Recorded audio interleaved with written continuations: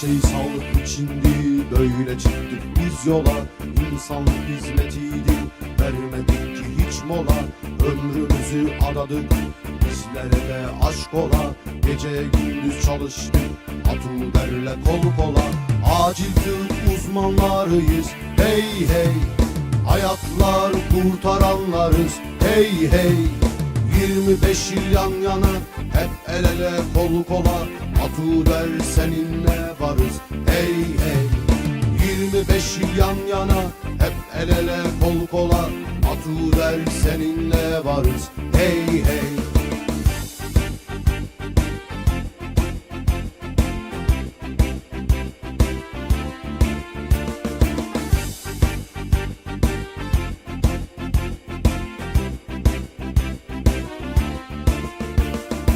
Her şey sağlık içindi, böyle çıktık biz yola.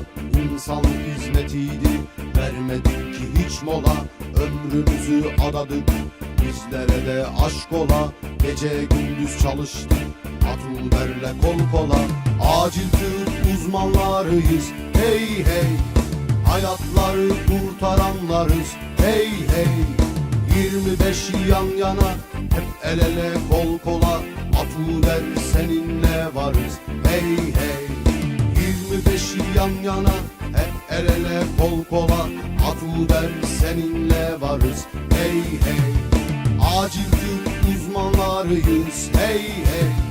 Hayatları kurtaranlarız, hey hey. 25 yıl yan yana, hep el ele kol kola. Atuder seninle varız, hey hey. 25 yıl yan yana, hep el ele kol kola. Atuder seninle varız, hey hey. As arrival on place, and this study also showed the disproportion in adults as well and in pediatric patients, because when we check this article and when we see the subgroup analysis, for example, in adult patients, in additional minutes of the time from EMS arrival to the administration of epinephrine was associated with the 4% decreasing in the odds ratio of survival to hospital discharge. In pediatric patients, it was not 4, it was 9. So we should even work faster when we have the pediatric patients. Besides, in this study, we see that I marked the time 10 minutes because authors show us that if we give the adrenaline in the time over 10 minutes, the first dose of adrenaline over 10 minutes when EMS arrival, the chances to survival rate decreasing 57% compared to those group in which we give adrenaline in the first 10 minutes on the scene of resuscitation. The second study, this study evaluate pediatric patients, and this study was conducted in the US and Canada, and this study confirmed the same in one thing. I mean that epinephrine administration was associated with the survival to hospital discharge among pediatric population. However, the timing in this study, the timing of adrenaline administration was not associated with the survival rate, but it's important that in the previous study they examined the non-shockable rhythm. In this study they examined all rhythms, so it was mixed shockable and not shockable. Maybe this parameter has place here, and we can this way transfer those data. Of course, we can also have other studies because, for example, in this study, in this meta-analysis, because I want to show you three most recent meta-analyses. In this cohort, studies show that adrenaline has an adverse effect on the long-term prognosis of out of hospital cardiac arrest. Why? I suppose we will discuss it because it's controversial, but in this one I show you several forest plots, and on this forest plot, for example, which show the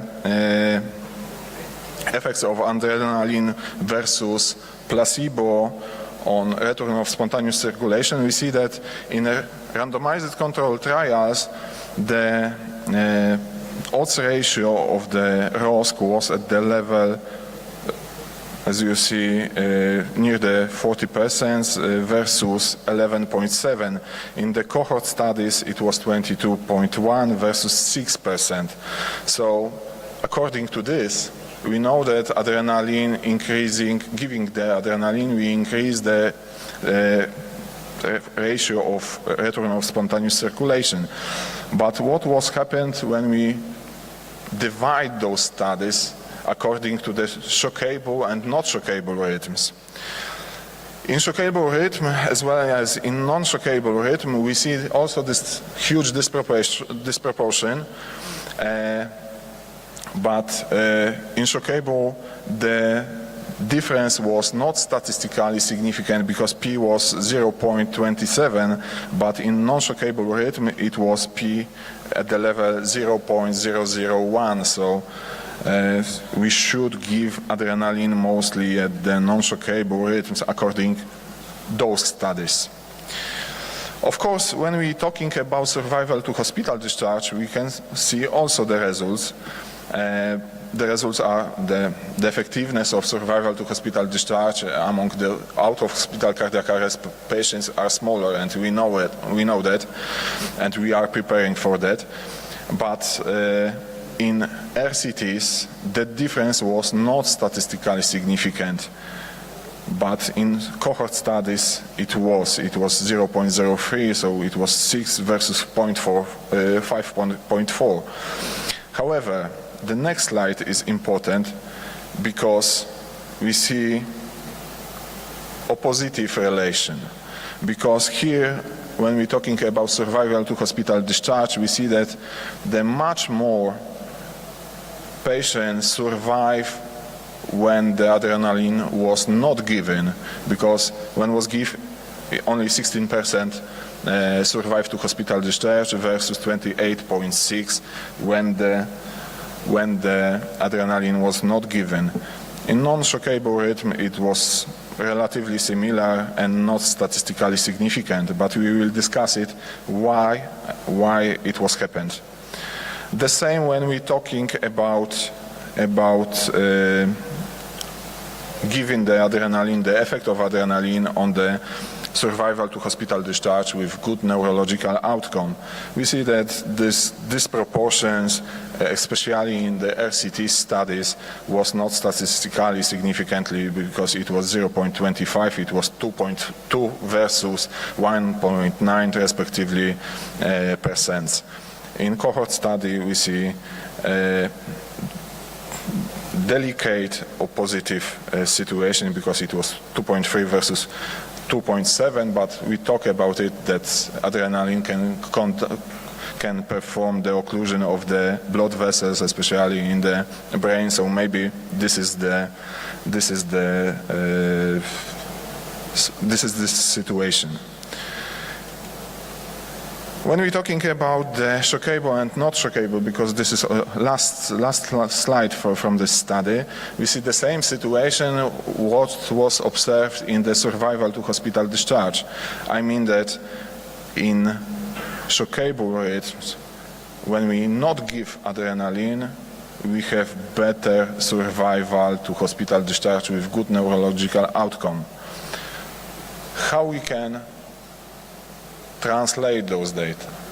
We know that the most important thing when we have some articles, when we have some trials, is the preparation of this article, is the methodology of those articles.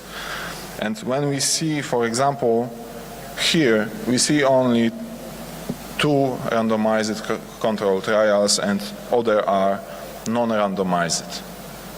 So, in the future, when we want to see current, really good quality data, we should perform a really nice multi-center international study focusing on the effectiveness and safety of the adrenaline. Other way, we will be as a child in the fog, because we see totally different situation in the RCTs, totally different situation in non-RCTs, because in RCTs we know that we should measure some points from time to time. We have the current protocol, but from the non-randomized we even don't know how long the resuscitation period taken, how many doses of adrenaline was placed, what was the delay of the adrenaline given from the EMS arrival, etc., etc. So we have many questions in the non-randomized trials, so we should focus on it, and in the future we should focus mostly on randomized trials. This is actually the results of our meta-analysis focusing on pediatric cardiac arrest, and in this, for example, we see that of course, when we're talking about out-of-hospital cardiac arrest, we should give